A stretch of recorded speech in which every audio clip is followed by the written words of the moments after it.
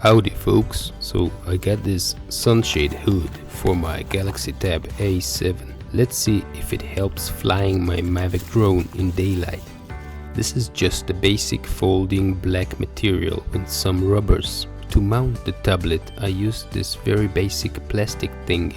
It's cheap, simple and does what it's supposed to do. Putting on the Sunshade is easy enough. Just don't forget to connect the long USB cable last.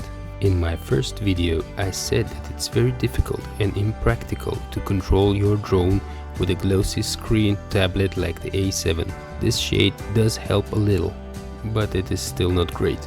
Also, all these contraptions add a lot of weight to your controller and you will have to use a strap or your hands will become tired very quickly. Another thing I noticed, it may be my imagination, but it feels like this tablet is blocking the transmission signal, reducing effective remote control range. I'm not totally sure about this, but once I removed the tablet and put my phone instead, the reception seemed to be improved. What do you think, guys? If you have experience with this stuff, go ahead and share it in the comments section.